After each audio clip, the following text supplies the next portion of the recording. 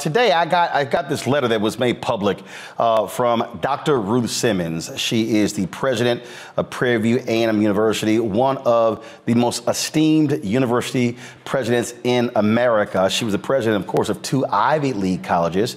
She took over at Prairie View, surprising many folks.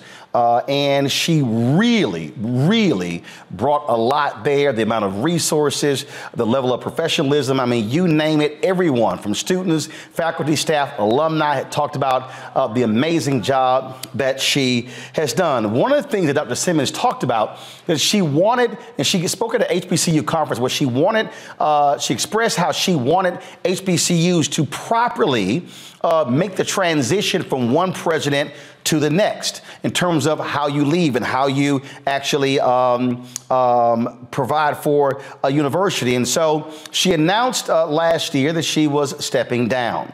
And I remember when she did so, and even that initial announcement, I was like, something's not quite right here. In terms of with the announcement, I said, I wonder if she's really leaving because she wants to leave. But so that was the case. And so she laid out the timetable for how she was going to leave. The Texas A&M University system, the Board of Regents, announced a new president. She was going to be leaving at the end of May. Well, today she released a letter saying that she would be leaving at the end of February. Pull up the graphic, please. And I want you to listen to what Dr. Simmons says.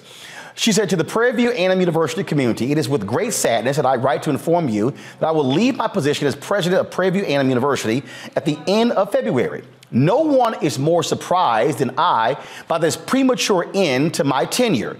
Indeed, I had counted on working assiduously to assure the success of my successor by completing in full and as ably as I can my responsibilities as president. However, I was informed recently that I could only continue as president with limited presidential authority. My immediate response was that I could not and would not agree to being president in name only.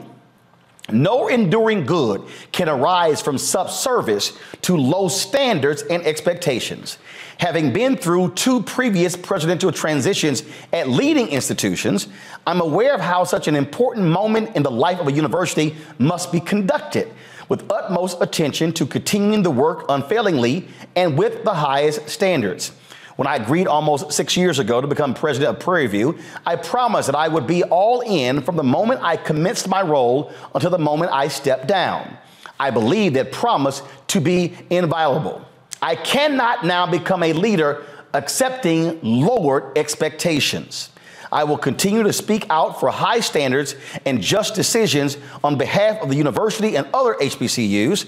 I will support the efforts of faculty, staff, and students who seek the best for themselves and their university. We must not be held hostage to how others choose to see us or treat us, but instead continue to chart our own path, demonstrating the pride, commitment, and integrity that defines us. I now say to you all what I have said to graduating students in years past. Work hard to achieve at the highest level, be strong in your convictions, insist on being treated with the fairness you deserve, and continue always to seek justice. With immense gratitude for your support and friendship, Ruth J. Simmons. Now, John Sharp, who is the chancellor of the Texas A&M University system, he released his own statement in response to her letter. Please pull that up. This is what he said. He said, when presidents in the Texas A&M University system announce they are leaving, they cannot hire senior staff or deans except on an interim basis so that the new president can choose the leadership team he or she will be working with during their term. This decade-long policy applies to all of our presidents. It should be noted that we afforded the same courtesy to Dr. Simmons when George Wright announced his retirement as president of Prairie View A&M University. We simply believe new presidents should be able to choose their top staff. As an example, Mike Young announced his retirement over a year before he left Texas A&M University, and he could not hire a dean or top staff except on an interim basis. That allowed the new president, Kathy Banks, to fill those slots. I informed Dr. Simmons that we will not make exceptions to this policy, and she chose to resign. I am sorry she chose this path, but I am forever grateful for her service at Prairie View A&M University and look forward to even greater things in the future. Dr. Tomikia LeGrande will assume her duties as president on June 1st as previously planned. That is Chancellor John Sharp. Joining us right now is Representative Jarvis Johnson. He is, of course, leads the Texas Black Caucus there. Representative Johnson, glad to have you. So, Dr. Ruth Simmons is no joke. This is not a woman who suffers lapses of judgment, if you will. This is a woman who served as the president of Brown University, Ivy League University, for 11 years. She also later became the president of Smith College, called one of the Seven Sisters, the largest women's college in the United States. And so she is one of the top leaders. Is John Sharp trying to convince me that she's saying, I need to do what my predecessor couldn't do, what other presidents couldn't do? Is there something else going on here?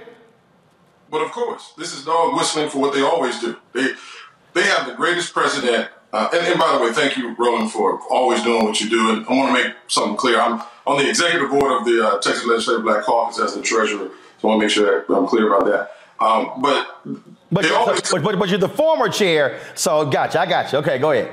But when you look at what Dr. Simmons has been to not only Prairie View A&M, but to universities across this country, she's done a phenomenal job. And when you have someone with this pedigree and with this background, you let her go out on her own terms. And the fact that even today, this is not a day that has or a moment or time that has passed her by. She is still viable. She is still bringing tens of millions of dollars to the university. She is still raising the academic standards at Prairie View to be told, hey, thank you for your time, move on.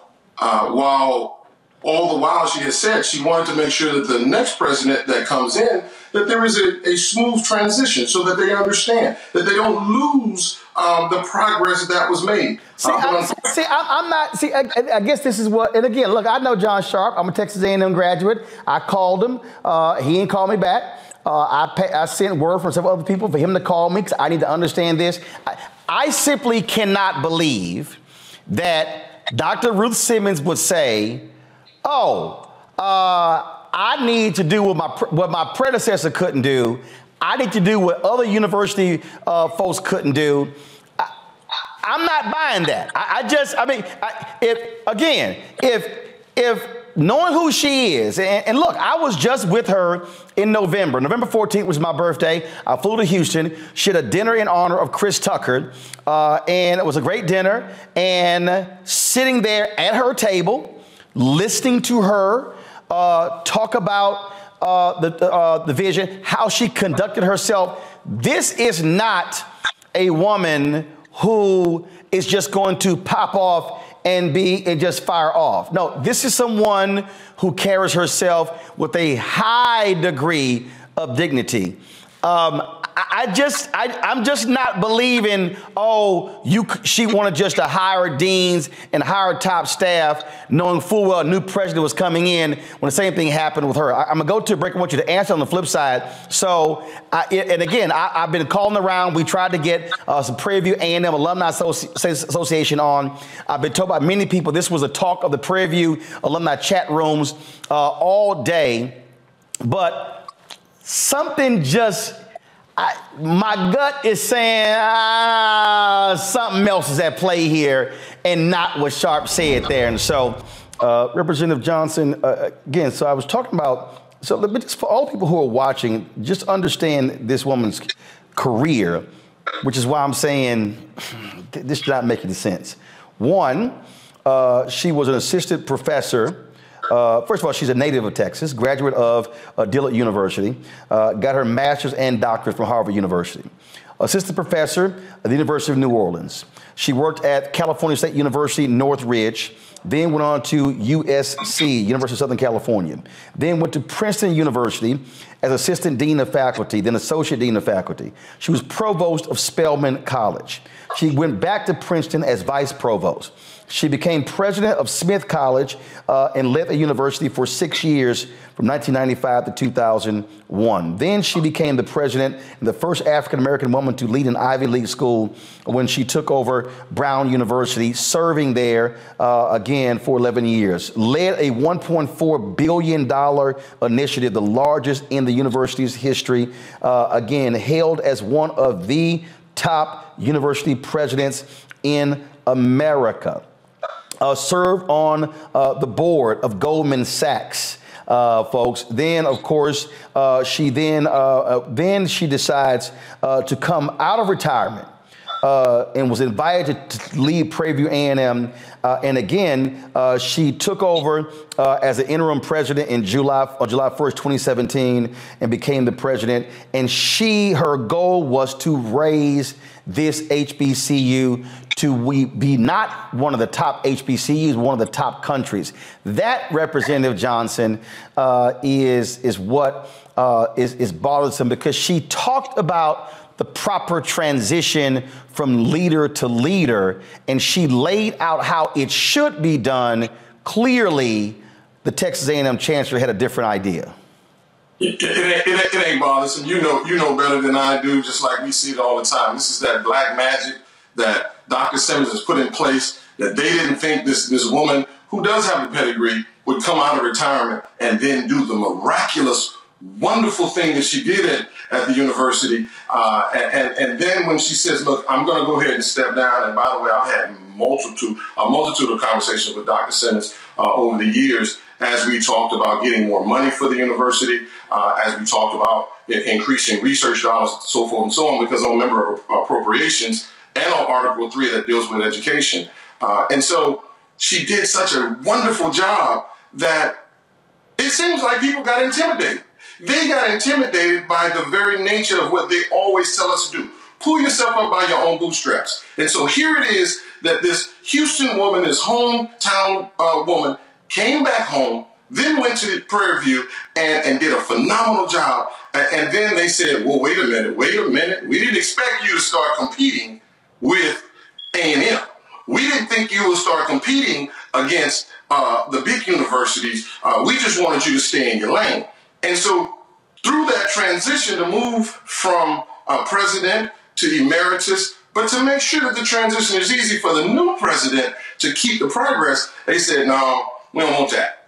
We don't want that. You just need to go ahead and leave it up for the new president to handle her business and do it as she sees fit. I think that's disingenuous, and I think it was done purposely because I don't think that they like the success that Prairie View is having. And so we have to look at that, because when you look at how the university system is, how board members are chosen, and even those board members are then choosing presidents, they want to choose presidents based on what they think is going to be best suited for their narrative and what they want. Dr. Simmons pushed the envelope. She pushed the envelope when it came to critical race theory. She pushed the envelope in letting students speak their mind and do the research that was necessary. That upset a lot of people that didn't want her to do that. But Dr. Simmons said over and over again to me, I'm comfortable where I am. I've had a great career, and there's nothing that you could do to harm me. But at the end of the day, they do want to make sure that they're destroying her legacy by simply telling her leave. And I think that in itself is very hurtful, very disrespectful for a woman like Dr. Simmons, who has done a phenomenal job at Prairie View and giving all HBCUs a great day. Indeed, Representative Johnson, we really appreciate it. Thanks a lot. Thank you, my brother. Sir. Michael, I'll go to you. The thing here, first of all, folks, like I said, this is a photo of me with Dr. Simmons, as well as Houston Mayor Sylvester Turner. This is from November 14th, when she had the dinner in Houston for comedian Chris Tucker. And she, again, I just don't understand. If they said, Dr. Simmons, you can't hire deans and top staff because you're leaving in June. That's what happened with your predecessor. This was happening with every university president. I don't see Dr. Simmons saying, oh, that's unacceptable. That's why I'm like, this is not, again, I've covered a lot of stories. If you go back, guys, pull her letter up again. You read this, come on, pull her letter up, come on. Come on, let's go. You read her letter, when she says, now go to the next page. When she says, no enduring good can arise from subservice to low standards and expectations. She then goes on to talk about previous administrations and then says, I promised that I would be all in from the moment I commenced my role until the moment I stepped down.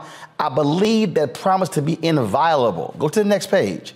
She then says we must not be held hostage to how others choose to see us or treat us, but instead continue to chart our own path, demonstrating the pride, commitment, and integrity that defines us. Michael, she's saying a whole lot there. A whole lot there. It sounds like they're handcuffs on her.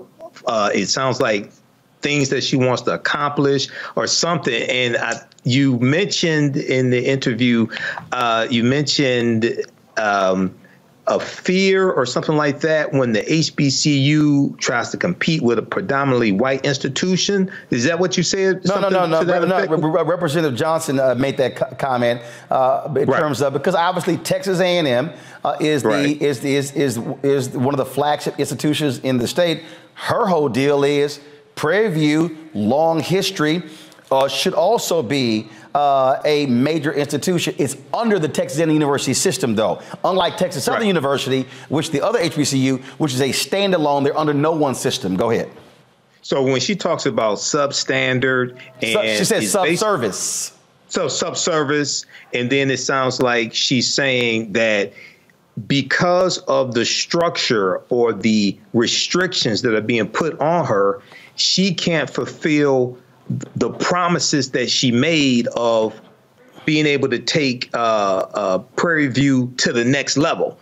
And I know that sometimes when you have a HBCU that can become a rival to taking students away from a predominantly white institution in the same state, that can ruffle a lot of feathers. And sometimes those feathers are on the board of directors of that very HBCU.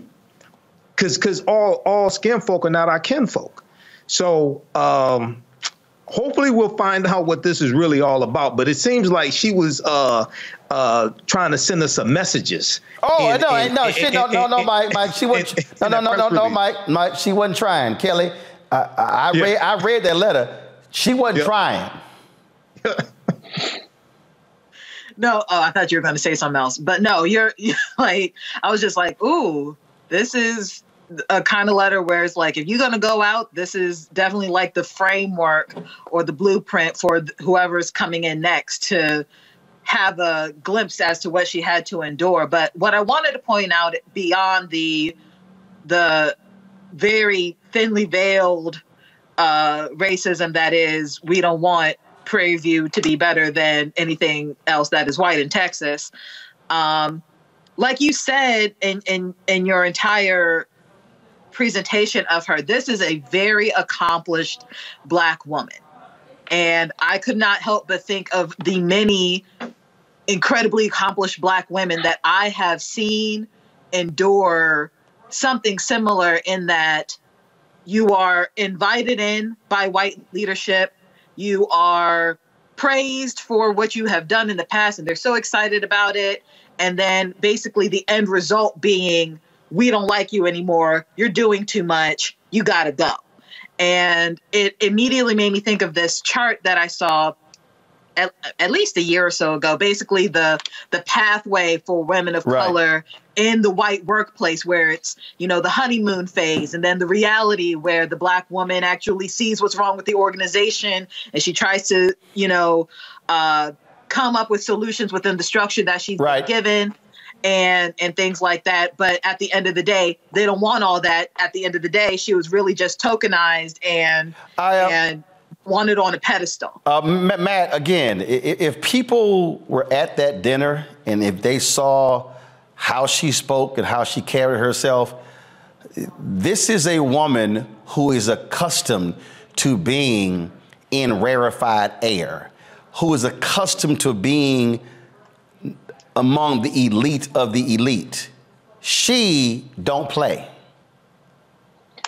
No, and I'll say the only better breakup record is Frankie Beverly and Mays Before I Let Go. But look, that line, no enduring good, is beautiful because it shows you first the colonialism essentially in academia that still exists when an HBCU is, to use her words, subservient to a larger university. I mean, the idea that a president is there but ultimately cannot be fully in charge of the entity is the real problem, because even if what Sharp is saying is true, the question becomes, why is the president divested of her ability to, until she's gone, choose whom she thinks is best to lead the university forward?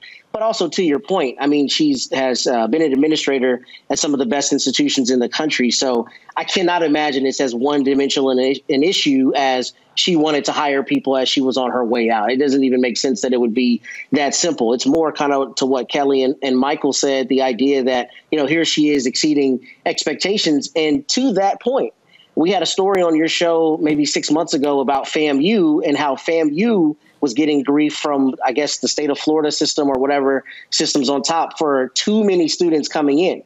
So they had a financial issue there, kind of to Michael's point, the idea that Tennessee State. I thought it was FAMU that we discussed it in the context, but maybe you're correct. I'm sorry. North Carolina A&T got fined because they had more students came in over the state cap. Go ahead. Correct. And I'm sorry, I said the wrong university. But the principle is still the idea that the system is not happy with the idea that the HBCU is punching way out of its weight class and not staying in its place. And, you know, the idea, if you read her letter, what she said pretty clearly is, I will not remain somewhere where we're subservient to low standards, but also where I cannot be the president the way I told you I would be president until I left.